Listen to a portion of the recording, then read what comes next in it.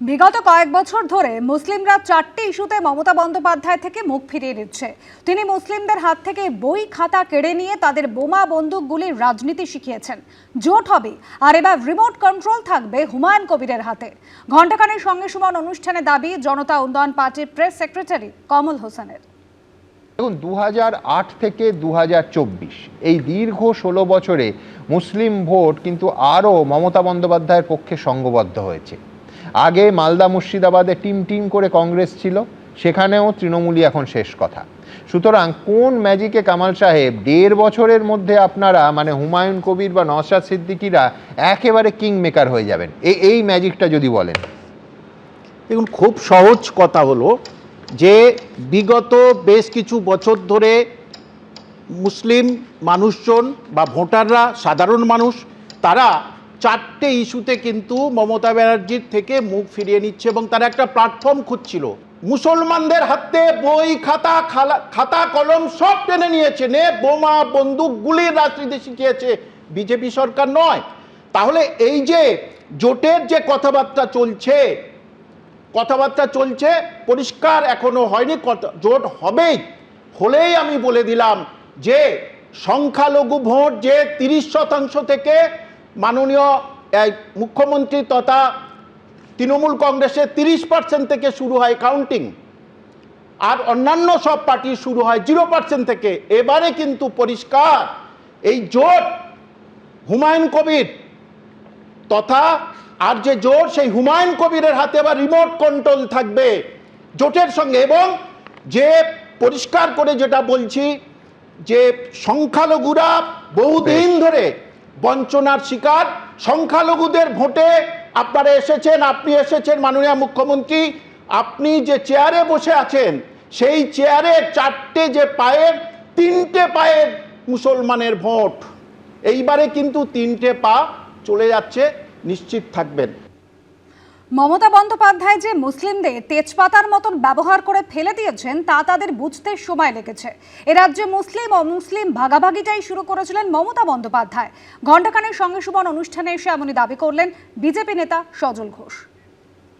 মুসলিম জাতিসত্তার উত্থানের প্রতিক্রিয়া এবং ভোট কাটার অঙ্কে বিজেপিরও উত্থান ঘটবে, এই সম্ভাবনা আদৌ কতটা আছে? আমার পরের বক্তা সজল ঘোষ কি বলে। দেখুন, আপনি বললেন যে এর আগে মুসলিমরা ধর্মীয় কারণে তাদের দল তৈরি করেছিলেন এবং তারা ব্যর্থ হয়েছিলেন। কারণ তখনও মুসলিমরা বুঝতে পারেননি যে তারা আসলে তেজপাতায় পরিণত হয়েছেন। তখনও তেজপাতা হয়নি। মানে তেজপাতাটা কি, খাবারে গন্ধ হয়, খাবারের আগে তুলে ফেলে দেওয়া হয়। কিন্তু যত দিন গেছে তত যে মুসলমান কুলকে মমতা ব্যানার্জি তেজপাতা বানাচ্ছেন সেটা বুঝতে সময় লাগবে। স্বাভাবিক, যে কোনো সম্প্রদায়ের যে কোনো মানুষেরই তাকে চিনতে বুঝতে সময় লাগবে। আমি বুঝতে পারছি না এই আলোচনা করে আমরা কখনো কোনোভাবে মুসলমানকে ঐক্যবদ্ধ করতে চাইছি কিনা। এই বিভাজনটা আপনি দাঁড়িয়ে বলুন, দায়িত্ব নিয়ে কেউ রাজনৈতিকভাবে আমায় কটাক্ষ করতে পারেন। আমরা হিন্দুত্বের কথা বলি, আমরা মুসলমান বিরোধিতা করিনি বা কোনো তোষণের পলিটিক্সে কখনো যাইনি। কিরমভাবে আমি বোঝাচ্ছি যে এই রাজ্যে মুসলিম অমুসলিম, এই যে প্রথম বাংলা ভাগ, এই গত 1 দশক আগে 1.5 দশক আগে যেটা যিনি শুরু করেছিলেন তার নাম মমতা ব্যানার্জি। যেদিন বললেন যে গরু দুধ দেয় তার লাথি খেতে হয়, তো ভাই এতদিন দুধ খেয়েছো, ক্ষীর খেয়েছো, ছানা খেয়েছো, এখন লাথি খাও। সেই দিন থেকে পশ্চিমবঙ্গটা ভাগ হয়ে গিয়েছিল। যেদিন মমতা বন্দ্যোপাধ্যায় গিয়ে দাঁড়িয়ে কখনো ঈদের মঞ্চে হিন্দুকে গন্ধা ধর্ম বলছেন, কখনো দুর্গাপুজোর উদ্বোধনে গিয়ে হিজাব পরছেন, এই যে কালচারটা। দ্বিতীয়বার বিয়ে করেছেন বিজেপি বিধায়ক হিরণ চট্টোপাধ্যায়। সোশ্যাল মিডিয়ায় ভাইরাল সেই ছবি। এদিকে হিরণের প্রথম স্ত্রী অনিন্দিতা চট্টোপাধ্যায়ের দাবি তাকে ডিভোর্স না দিয়ে দ্বিতীয় বিয়ে করেছেন হিরণ। হিরণের নতুন স্ত্রী ঋতিকার আবার দাবি অনিন্দিতাকে বিবাহ বিচ্ছেদের নোটিশ পাঠানো হয়েছিল। বুধবারে হিরণ ও ঋতিকার বিরুদ্ধে থানায় অভিযোগ দায়ের করেন অনিন্দিতা চট্টোপাধ্যায়।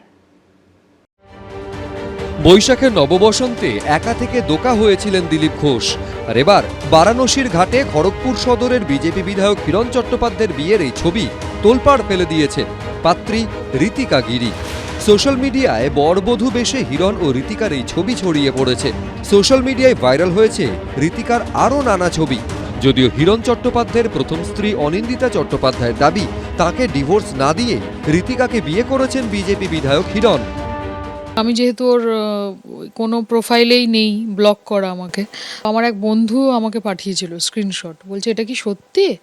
ওটা দেখার পরেই তারপরে যখন এই মানে দেখলাম ইনবক্স পুরো ভরে যাচ্ছে, সবাই পাঠাচ্ছে, এত অবাক হয়েছি মানসিকভাবে, ওটা দেখেই না আমি ফোনটা বন্ধ করে দিয়েছিলাম কিছুক্ষণের জন্য। একদিকে ঋতিকা ও হিরণের বিয়ের ছবি নিয়ে সরগরম সোশ্যাল মিডিয়া। কে ঋতিকা, কি করেন, কত বয়স, জানতে উৎসুক জেনজি।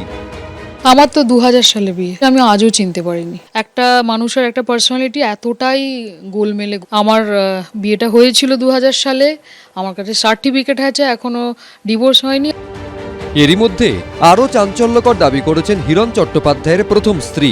এই আবহেই হিরণ চট্টোপাধ্যায় নতুন স্ত্রী ঋতিকা গিরি সোশ্যাল মিডিয়ায় লিখেছেন, ওকে বিবাহ বিচ্ছেদের আইনি নোটিশ পাঠানো হয়েছে।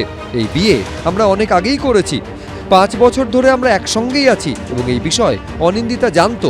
আমার সব অ্যাকাউন্ট পাবলিক ছিল, কোনো কিছুই লুকোনো ছিল না। তাহলে এত বছর তিনি কোথায় ছিলেন?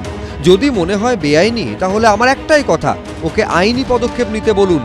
এরই মধ্যে বুধবার রাতে আনন্দপুর থানায় হিরণ চট্টোপাধ্যায় ও ঋতিকা গিরির বিরুদ্ধে অভিযোগ দায়ের করেন হিরণের প্রথম স্ত্রী অনিন্দিতা চট্টোপাধ্যায়। প্রমাণ করুক না, আমি তো সমস্ত প্রমাণ নিয়ে যে থানায় এসে করে গেলাম, ওকে করতে বলুন। ওর এত সাহস তো একটা এইটুকুনি মেয়ের। মা আমাকে কল করে বললো তুই একবার ফোনটা খুলে দেখ, তোকে কিছু পাঠিয়েছি আমি। তখন ফোন খুলে দেখি বাবার বিয়ের ছবি, আর আমি জানতামও না, মানে I had to find out through social media. Hiran চট্টোপাধ্যায়কে ফোন করা হলে তার ফোন সুইচড অফ ছিল, হোয়াটসঅ্যাপ মেসেজ করা হলেও উত্তর দেননি তিনি। শিবাশিস মৌলিক, আশাবুল হোসেন, বিশ্বজিৎ দাস, এবিপি আনন্দ।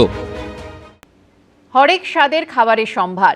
সল্টলেক এফডি ব্লকে 23শে জানুয়ারি শুরু হচ্ছে খাইবার পাস। সময় দুপুর 1টা থেকে রাত 10টা, চলবে 26শে জানুয়ারি পর্যন্ত।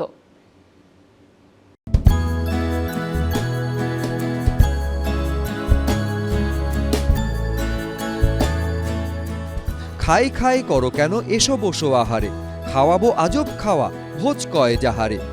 এবার এবিপি আনন্দর খাইবার পাসের ঠিকানা সল্টলেকের এফডি ব্লক।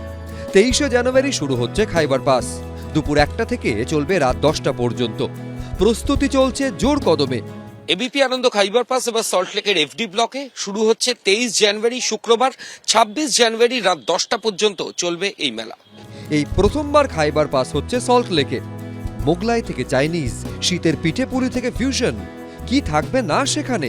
48টি স্টলে হরেক স্বাদের সম্ভার। ভালো হবে আশা করি, বিধাননগরের বুকে এটা হয়নি, হলে আশা করি ভালো হবে। বিকাল দিকে শীতের আমেজ আছে, খারাপ হবে না, ভালো লাগবে। বিধাননগরবাসীর কাছে এটা একটা লোকজন আসবে আশা করা যায়। 26শে জানুয়ারি পর্যন্ত চলবে এই খাবারের মেলা। ময়ূখ ঠাকুর চক্রবর্তী, এবিপি আনন্দ। এবিপি আনন্দ, এগিয়ে থাকে, এগিয়ে রাখে।